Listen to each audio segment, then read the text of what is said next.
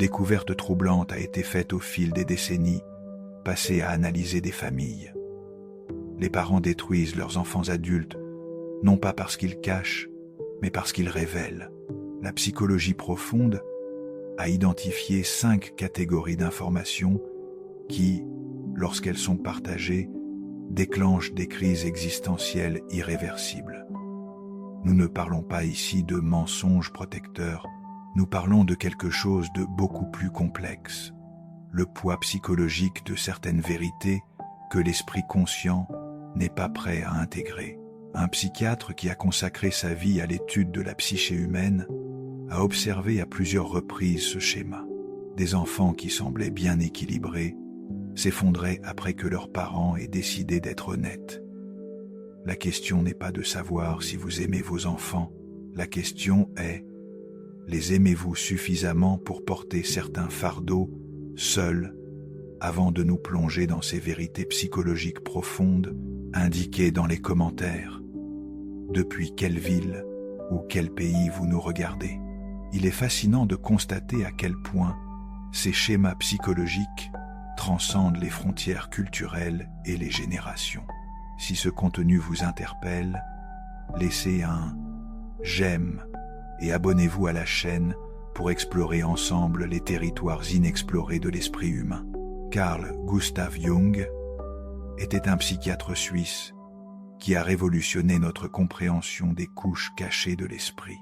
Au cours de décennies de pratiques cliniques, il a non seulement traité des milliers de patients, mais il a également cartographié les territoires les plus sombres de la psyché humaine. Ses découvertes sur l'inconscient, l'ombre, les complexes familiaux et les schémas archétypaux restent d'une actualité effrayante. Ce qu'il a observé sur les dynamiques familiales va à l'encontre de tout ce que la culture moderne prône en matière de transparence totale et d'honnêteté absolue. Car la vérité ne libère pas toujours. Parfois, elle ne fait que transférer le poids d'une génération à l'autre. L'observation clinique a révélé un phénomène troublant. Des parents bien intentionnés blessent psychologiquement leurs enfants adultes par une forme particulière d'honnêteté brutale. Ils pensent que, parce que leurs enfants ont grandi, ils peuvent enfin retirer leur masque et tout révéler. Mais voici ce que des décennies de travail thérapeutique ont montré. La maturité chronologique n'équivaut pas à la préparation psychologique. La psychologie profonde a identifié que chaque esprit possède des couches de défense soigneusement construites au fil des ans. Ces défenses ne sont pas des faiblesses, mais des structures nécessaires qui maintiennent la cohésion de la personnalité. Lorsqu'un parent décide soudainement de bombarder son enfant adulte de révélations qui détruisent ces structures, le résultat n'est pas la libération, mais la fragmentation. Des cas cliniques documentés montrent une tendance effrayante. Des enfants âgés de 25 à 45 ans développent des symptômes d'anxiété sévère, de dépression, voire une rupture totale avec leur famille après certaines conversations avec leurs parents. Qu'est-ce que ces conversations avaient en commun? Des informations que le psychisme ne pouvait intégrer sans traumatisme. La recherche sur les complexes familiaux a révélé quelque chose de crucial.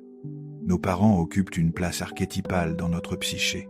Ils ne sont pas seulement des personnes, ils sont des symboles, des fondements, des piliers de notre identité. Lorsque ces figures archétypales révèlent des aspects qui contredisent violemment l'image que nous avons construite d'elles, quelque chose en nous se brise. Considérez cela comme une structure psychologique. Votre identité a été construite sur certaines prémices concernant qui sont vos parents, l'histoire de votre famille, le sens de votre existence. Imaginez maintenant qu'à 35 ans, votre père décide d'être honnête et démolit ces prémices une par une. Vous n'avez plus 8 ans et la plasticité psychique nécessaire pour reconstruire votre récit identitaire. Vous êtes un adulte avec une personnalité formée, des relations établies, être même avec vos propres enfants. Le travail clinique a démontré qu'il existe quelque chose appelé intégrité psychique, la cohésion interne, qui permet à une personne de fonctionner. Certaines informations, lorsqu'elles sont révélées au mauvais moment ou de la mauvaise manière, fracturent cette intégrité.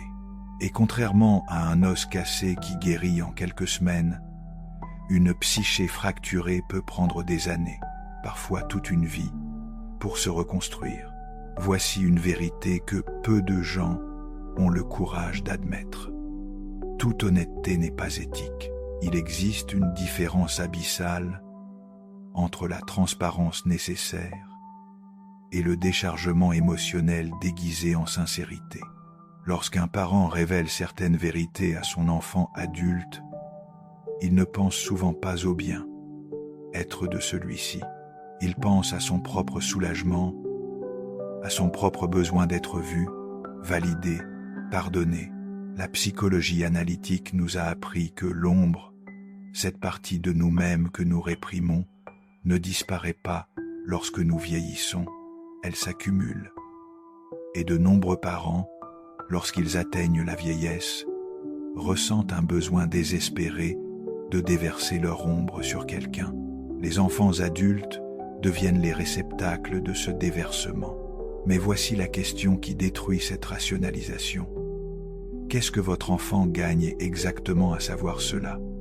Devient-il en meilleure santé, plus heureux, plus intégré, ou devient-il simplement le nouveau porteur d'un traumatisme qui n'était auparavant que le vôtre?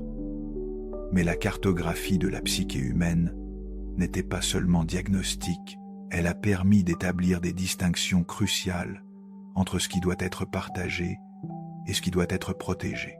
Ce qui est ressorti de décennies de pratiques cliniques, c'est une compréhension sophistiquée des frontières psychologiques générationnelles. Tout ce qui est vrai ne doit pas nécessairement être transmis. Tout le poids ne doit pas nécessairement être réparti.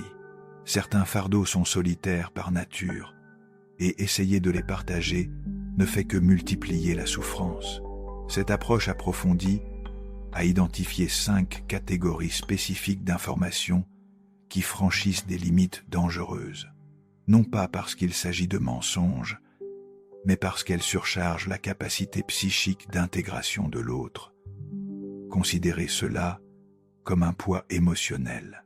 Vous ne demanderiez pas à quelqu'un de porter 200 kilos simplement parce qu'il est honnête sur le poids de la charge. Vous répartiriez le poids de manière à ce que chaque personne puisse le porter. Le travail thérapeutique a prouvé qu'il existe des vérités qui agissent comme un poison psychologique, non pas parce qu'elles sont fausses, mais parce qu'elles contaminent toute la structure identitaire de ceux qui les reçoivent. Et une fois que ce poison pénètre dans le psychisme, il n'y a pas d'antidote. Il n'y a que le long et douloureux processus d'apprendre à vivre avec. La question n'est donc pas « dois-je être honnête ?» La question est « cette honnêteté sert-elle l'amour ou sert-elle mon besoin de soulagement ?» La psychologie profonde a révélé quelque chose de troublant sur les compartiments psychiques. Notre esprit crée des séparations rigides entre les catégories d'expérience. Il y a le compartiment père-mère, figure d'autorité, protection, origine, et il y a le compartiment sexuel, romantique, désir, vulnérabilité, intimité. Lorsqu'un père décide de partager des détails de sa vie sexuelle avec son fils adulte, il provoque une collision catastrophique entre des compartiments qui ne devraient jamais se toucher. Ton père ne m'a jamais satisfait au lit comme cet homme. Cela fait des années que nous n'avons plus d'intimité. La passion est morte il y a des décennies. Chacune de ces phrases est une grenade psychologique. Pourquoi ? Parce que vous ne faites pas que partager des informations. Vous détruisez un archétype. L'enfant a besoin que ses parents occupent un espace psychique spécifique, non pas en tant qu'amis, ni en tant que confident intime, mais en tant que figure parentale. Lorsque vous franchissez cette frontière, quelque chose de fondamental se brise dans la psyché de l'enfant. Des cas cliniques ont montré que les enfants exposés aux détails sexuels de leurs parents développent un phénomène appelé contamination imaginative, des images intrusives qui envahissent leur esprit, contre leur gré. Ils ne peuvent plus embrasser leur père sans se souvenir de ce qu'il a dit. Ils ne peuvent plus voir leurs parents comme une unité familiale sans visualiser les défaillances sexuelles mentionnées. Et il y a un aspect encore plus sombre, la parentification sexuelle. Lorsque vous faites de votre enfant le confident de vos désirs et frustrations sexuelles, vous inversez la hiérarchie naturelle. Il porte désormais votre honte, votre inadéquation, vos secrets les plus intimes. Il s'agit d'une forme d'abus psychologique, subtile, invisible, mais dévastatrice. La pratique thérapeutique a démontré qu'il existe une ligne claire. Vous pouvez mentionner que vous êtes dans une nouvelle relation. Vous ne pouvez pas détailler en quoi cette relation est sexuellement ou émotionnellement supérieure à la précédente. Vous pouvez dire que vous avez traversé des difficultés conjugales. Vous ne pouvez pas transformer votre enfant en spectateur de votre vie sexuelle. Question de réflexion pour le spectateur. Pensez-vous vraiment que votre enfant sera plus proche de vous en connaissant ses intimités? Ou êtes-vous simplement en train de décharger votre propre besoin de validation? Deuxième, vérité interdite. Tous regrets liés à leur existence. C'est peut être la violation psychologique la plus brutale qu'un parent puisse commettre. Des études sur le développement de l'identité ont montré que notre sentiment de valeur commence par une question fondamentale. Ai-je été désiré? Cette question réside dans les couches les plus profondes de l'inconscient. Elle détermine notre estime de soi fondamentale, notre sentiment de mérite, notre place dans le monde. Quand un parent dit, même de manière désinvolte, même dans un moment de frustration passagère, « J'ai sacrifié ma carrière pour toi. Si je ne t'avais pas eu si tôt, ma vie serait différente. Nous avons perdu notre liberté quand tu es né. » Il n'est pas honnête. Il assassine psychiquement son enfant. Pourquoi? Parce qu'un enfant ne peut rien faire de cette information. Il ne peut pas effacer sa propre existence. Il ne peut pas rendre ses années à son père. Il ne peut pas compenser le sacrifice. La seule chose qu'il peut faire est d'intérioriser la culpabilité existentielle, le sentiment que sa vie est une dette impossible à rembourser, que son existence est un fardeau. La psychologie analytique a identifié cela comme la culpabilité archétypale, non pas une culpabilité pour quelque chose que vous avez fait, mais une culpabilité pour le simple fait d'exister. Et ce type de culpabilité ronge l'âme de l'intérieur. Elle se manifeste par l'autosabotage, par l'incapacité d'accepter l'amour, par le sentiment perpétuel de ne pas mériter le bonheur. Le travail clinique a révélé des cas de personnes qui ont réussi, qui ont fondé leur propre famille, mais qui ont porté pendant des décennies la phrase qu'un père leur a dite un jour « Tu as gâché ma jeunesse ». Cette phrase devient un virus mental, se reproduisant dans chaque pensée négative, dans chaque moment de doute. Et voici la vérité qui détruit toute justification. Vos enfants n'ont pas demandé à naître, c'était votre choix, et leur faire porter le poids de ce choix est une pure lâcheté émotionnelle. Vous avez eu un rêve que vous n'avez pas réalisé? Travaillez cela en thérapie. Vous avez l'impression d'avoir trop sacrifié? Traitez ce ressentiment avec un professionnel. Mais ne faites jamais de votre enfant le réceptacle de votre frustration existentielle. Question de réflexion. Qu'est-ce que vous gagnez à dire cela? Une seconde de soulagement. Qu'est-ce que votre enfant perd? Les fondements de son estime de soi. Est-ce que cela en vaut la peine? Troisième, vérité interdite. les secrets les plus sombres de l'autre parent.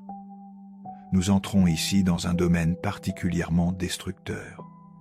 L'utilisation des enfants comme armes dans les guerres psychologiques entre parents. La psychologie profonde a observé à maintes reprises ce schéma. Des parents divorcés ou même mariés mais rancuniers qui décident, des années plus tard, de révéler la vérité sur l'autre parent. Infidélité, addiction, trahison, crime, faiblesse morale, tout est déversé sur l'enfant adulte, comme s'il s'agissait d'un cadeau d'honnêteté. Mais voici ce que des décennies d'observations cliniques ont montré. Lorsque vous détruisez l'image que votre enfant a de l'autre parent, vous ne révélez pas la vérité. Vous fragmentez l'identité de votre enfant. Pourquoi? Parce que nous sommes psychiquement la fusion de nos parents. La moitié de notre identité vient de chacun d'eux. Lorsque vous dites à votre enfant « Ton père m'a trompé avec ma meilleure amie dans notre propre maison », vous ne partagez pas seulement un fait historique. Vous dites à votre enfant « La moitié de toi vient d'un monstre moral. » Et maintenant, que fait-il de cela? Il se demande « Ai-je ces mêmes tendances? Suis-je condamné à reproduire ces schémas? Puis-je me faire confiance ?» L'ombre du Père devient l'ombre du Fils, mais amplifiée par l'incertitude et l'horreur. La cartographie de la psyché a révélé quelque chose de crucial sur les projections familiales. Lorsque vous forcez votre enfant à voir l'autre parent à travers vos yeux remplis de haine, vous ne lui montrez pas la réalité. Vous projetez votre propre ombre non intégrée. Et votre enfant devient le champ de bataille de cette guerre interne que vous n'avez jamais résolue. Mais il y a une couche encore plus profonde. Les recherches sur les complexes parentaux ont montré que les enfants ont besoin d'idéaliser leurs parents dans une certaine mesure pour développer une identité saine. Nous ne parlons pas de déni de la réalité, mais de protection psychique nécessaire. Lorsque vous arrachez violemment cette idéalisation avec des révélations sordides, vous n'éclairez pas votre enfant, vous le laissez dans le noir, sans repère, sans fondation, sans savoir à qui faire confiance, y compris à vous-même. Et voici l'hypocrisie que la plupart des parents n'admettent pas. Ces révélations ne sont jamais pour le bien de l'enfant, elles sont pour votre propre soulagement, pour votre besoin de vengeance, pour votre soif de validation. Vous voulez que votre enfant sache que vous étiez la victime, que l'autre était le monstre, que vous méritez la pitié. Mais à quel prix? Au prix de la santé mentale de votre enfant. Question de réflexion. Si vous aimez vraiment votre enfant, pourquoi le rendriez-vous complice de votre haine? 4e, vérité interdite. Comparaison hiérarchique entre frères et sœurs. La dynamique entre frères et sœurs a été largement étudiée et une conclusion reste constante. La rivalité fraternelle ne disparaît pas à l'âge adulte, elle devient simplement plus sophistiquée. Lorsqu'un père dit à son fils de 40 ans « Ton frère a toujours été plus responsable que toi », il ne fait pas une remarque neutre, il réactive une blessure archétypale qui existe probablement depuis l'enfance. La psychologie profonde a identifié que chaque enfant cherche désespérément à répondre à la question « Suis-je aimé de manière égale? Ai-je la même valeur ?» Et lorsqu'un parent fait des comparaisons explicites, il répond à cette question de la pire manière possible. Non, tu vaux moins. Le travail thérapeutique a révélé des cas dévastateurs, des frères et sœurs âgés de 50 ou 60 ans qui ont cessé de se parler parce que l'un de leurs parents leur a dit, avec désinvolture, « Au moins, tu m'as donné des petits-enfants, contrairement à ton frère. » Ou « Ton frère a su mieux investir, tu as toujours été plus dépensier. » Des phrases qui semblent être des observations, mais qui sont en réalité des jugements psychologiques. Pourquoi est-ce si destructeur? Parce que les comparaisons hiérarchiques entre frères et sœurs causent plusieurs dommages simultanés. Premièrement, elles détruisent l'image de soi de l'enfant inférieur. Peu importe ses succès, ses qualités, ses réalisations, il y aura toujours la voix du Père qui résonnera « Mais ton frère est meilleur ». Deuxièmement, elle contamine la relation entre frères et sœurs. Comment pouvez-vous avoir une relation sincère avec quelqu'un qui a été élevé au-dessus de vous par vos propres parents? Comment ne pas en vouloir à cette personne? Troisièmement, elle crée un sentiment de culpabilité chez l'enfant préféré.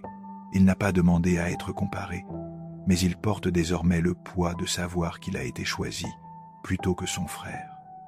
L'approche profonde nous a enseigné la économie libidinale familiale. L'idée que l'amour parental ne devrait pas être un jeu à somme nulle.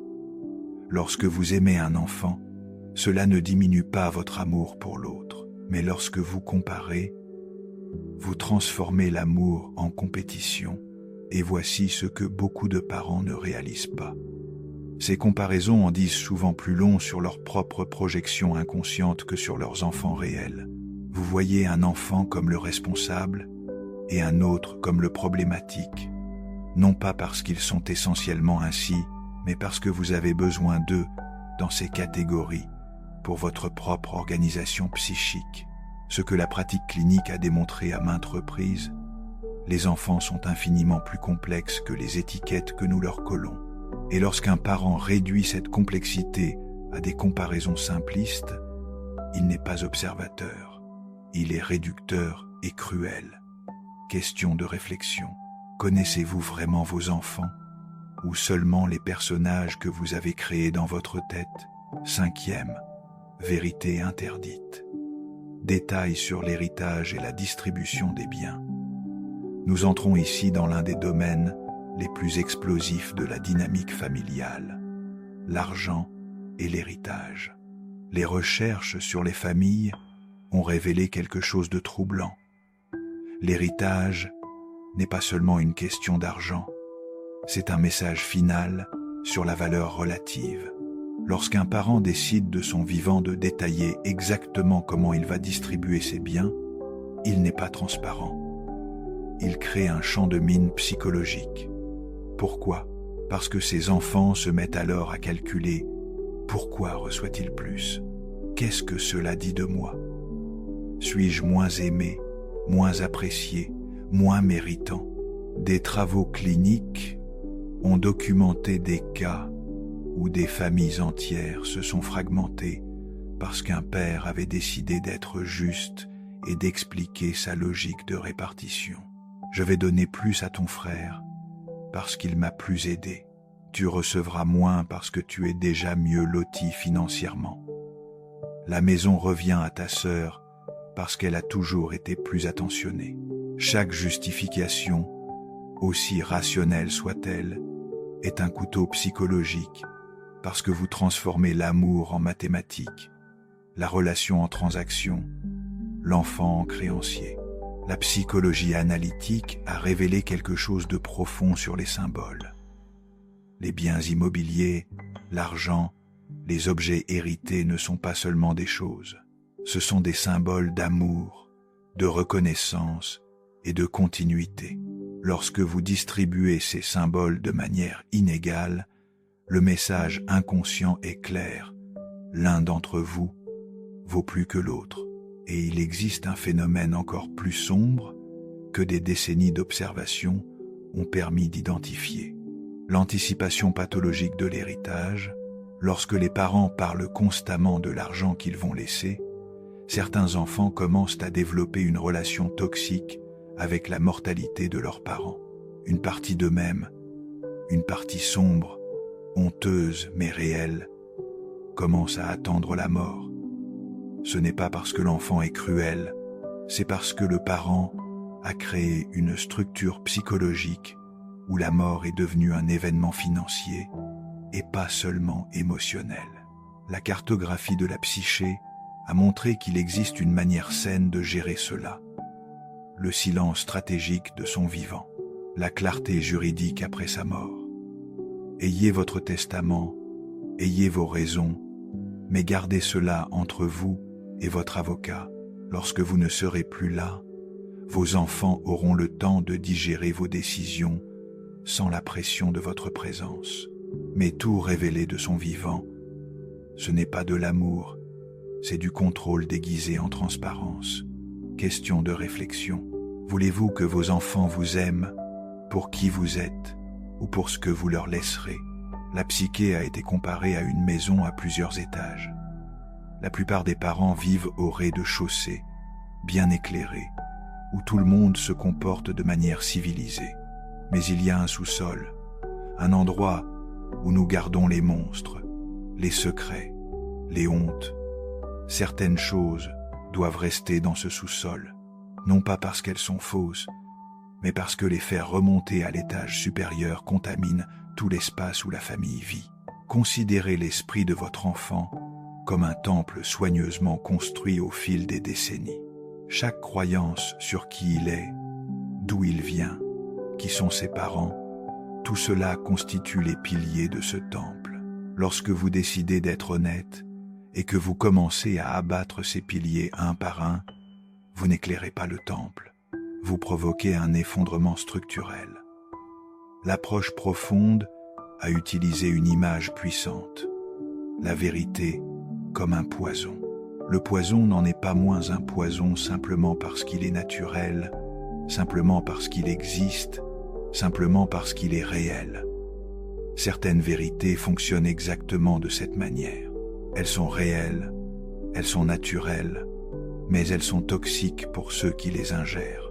Et un parent avisé n'offre pas de poison à son enfant, simplement parce qu'il a le droit de savoir ce qu'il boit. Il y a une différence entre un pont et une invasion. Un pont relie deux côtés en respectant la distance nécessaire. Une invasion traverse les frontières en détruisant tout ce qu'elle trouve. Certaines révélations ne sont pas des ponts, ce sont des invasions psychiques. Objection 1. Mais n'est-ce pas de la simulation? N'est-ce pas de l'hypocrisie? La pratique clinique répondrait: il y a une différence monumentale entre le faux semblant et la sagesse protectrice. Vous ne mentez pas. Vous choisissez de porter certains fardeaux seuls afin que votre enfant n'ait pas à les porter. Ce n'est pas de l'hypocrisie, c'est de l'amour mûr. Objection 2. Mes enfants adultes ont droit à toute la vérité. Le travail thérapeutique a démontré que le droit à la vérité est une construction moderne problématique. Toute vérité ne sert pas le bien. Toute révélation n'honore pas la dignité humaine. Votre enfant a droit à une relation saine avec vous, et certaines vérités détruisent cette possibilité de manière permanente. Objection 3. Garder des secrets n'est-il pas préjudiciable pour celui qui les garde? La recherche suggère une perspective différente. Il existe une différence entre les secrets toxiques qui pourrissent à l'intérieur et les limites saines qui protègent. Les secrets toxiques sont ceux que vous gardez avec honte, isolement et sans les avoir traités. Les limites saines sont des informations que vous avez traitées en thérapie, avec des amis, dans votre journal intime, mais que vous choisissez consciemment de ne pas transmettre à vos enfants. Objection 4. Et si mon enfant me pose directement la question? Des cas cliniques ont montré une réponse élégante. Vous pouvez être honnête sans entrer dans les détails. Ton père et moi avons eu de sérieux problèmes, mais nous avons réussi à nous séparer dans le respect. Est honnête. Ton père m'a trompé à plusieurs reprises avec des prostituées pendant que j'étais enceinte de toi et destructeur. Les deux sont vrais. L'une préserve, l'autre détruit. Exercice 1. Le test des 3 questions. Avant de partager des informations délicates avec votre enfant adulte, soumettez-les à ce filtre. Question 1. Cette information profite-t-elle véritablement à mon enfant ou soulage-t-elle simplement mon besoin d'être compris? Question 2. Mon enfant a-t-il besoin de savoir cela pour sa santé psychologique Ou ai-je besoin de le dire pour mon propre soulagement? Question 3. Il a un moyen d'aborder ce sujet sans causer de dommages psychologiques permanents. Si vous ne pouvez pas répondre avec certitude que votre enfant en tirera profit, ne partagez pas cette information. Exercice 2 journal de l'ombre parentale.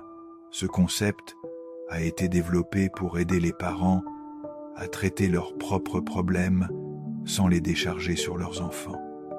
Étape 1. Acheter un cahier qui sera exclusivement réservé à cet usage. Étape 2. Lorsque vous ressentez le besoin urgent de révéler quelque chose d'important à votre enfant, écrivez-le d'abord dans votre journal. Détaillez tout, ce que vous voulez dire, pourquoi vous voulez le dire, ce que vous espérez qu'il se passe.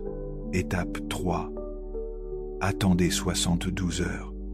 Relisez ce que vous avez écrit. Demandez-vous, est-ce que je pense toujours qu'il est nécessaire de dire cela? Étape 4. Si la réponse est oui, consultez un thérapeute pour traiter ce contenu avant de le transmettre à votre enfant.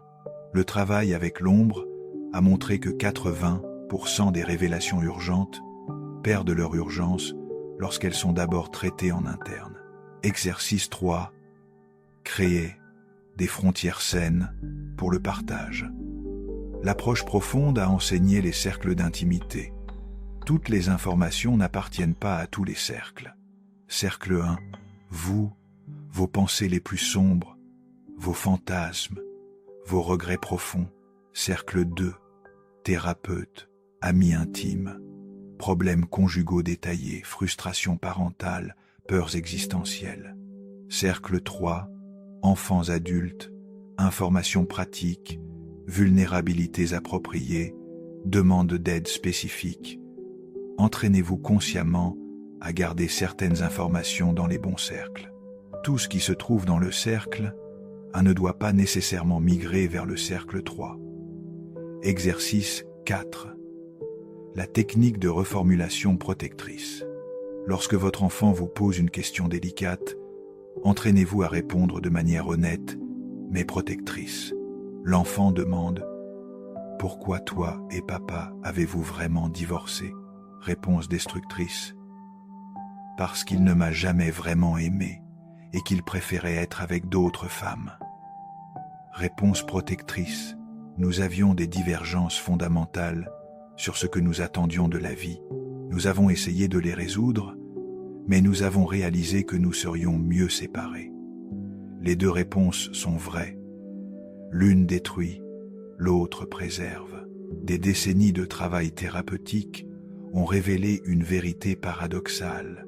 Les parents les plus honnêtes ne sont pas nécessairement les plus sains. Les parents les plus sages le sont.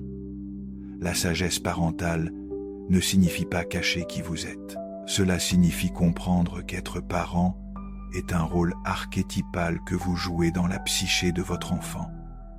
Et ce rôle a des limites, des responsabilités, des contraintes sacrées. Vous n'êtes pas l'ami de votre enfant. Vous n'êtes pas le confident sans filtre de votre enfant. Vous êtes le père. Et ce rôle exige que vous portiez certains fardeaux seuls. L'observation clinique a montré que les familles les plus saines ne sont pas celles où tout se dit. Ce sont celles où l'amour est protégé par des limites sages, où les parents comprennent que certaines vérités ne libèrent pas, mais ne font que transférer le fardeau d'une génération à l'autre. Pensez à votre propre enfance. Vouliez-vous vraiment tout savoir sur vos parents? Ou y avait-il un certain réconfort à les voir comme des figures stables, à avoir certaines questions sans réponse, à préserver une certaine sainteté de la relation familiale? Le processus d'individuation, devenir qui vous êtes vraiment, n'exige pas que vous déversiez toute votre psyché sur vos enfants. En fait, la maturité psychologique se manifeste exactement dans le contraire, dans la capacité de discerner ce qu'il faut partager et ce qu'il faut protéger.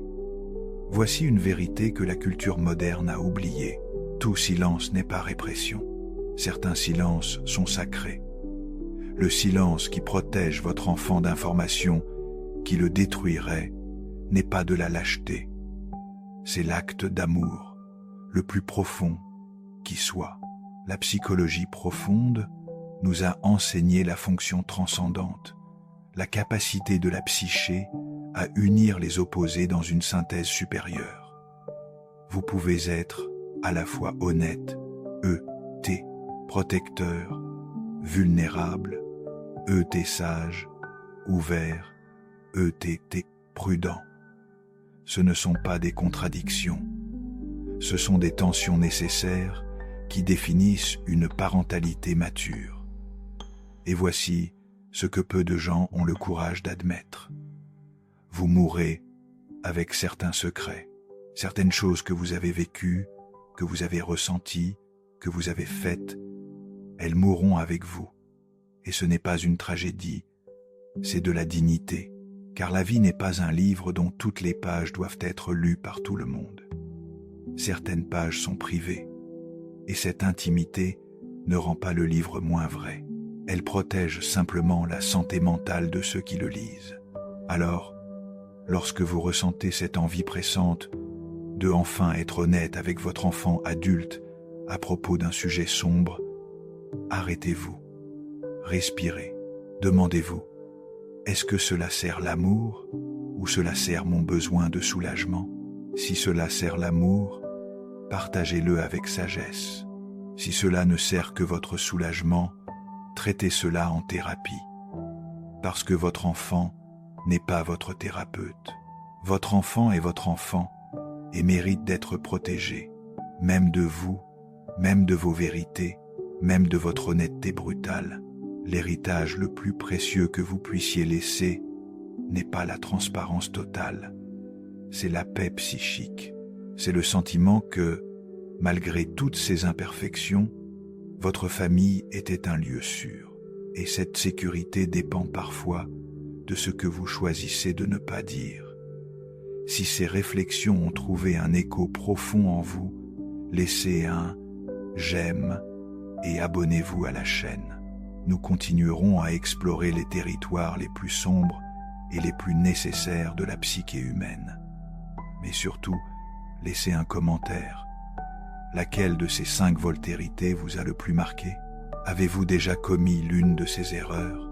Ou peut-être avez-vous été l'enfant qui a reçu des informations qu'il n'aurait pas dû recevoir? Partager votre expérience peut éclairer le chemin d'autres parents qui sont actuellement confrontés à ce dilemme. Et si vous êtes un enfant adulte qui regarde cette vidéo, vous avez le droit d'établir des limites avec vos parents. S'ils vous déchargent d'un contenu psychique trop lourd, vous pouvez leur dire « Je vous aime, mais c'est quelque chose que vous devriez traiter avec un thérapeute, pas avec moi. Ce n'est pas du rejet, c'est de l'autoprotection saine. » Partagez cette vidéo avec d'autres parents. Ce message doit surtout atteindre ceux qui sont sur le point de commettre ces erreurs, car une fois que certains mots ont été prononcés, il est impossible de les effacer. Laissez des suggestions dans les commentaires sur les aspects de la dynamique familiale et de la psychologie profonde que vous aimeriez que nous explorions dans les prochaines vidéos. N'oubliez pas, la sagesse, ce n'est pas tout dire. La sagesse, c'est savoir ce qu'il faut protéger.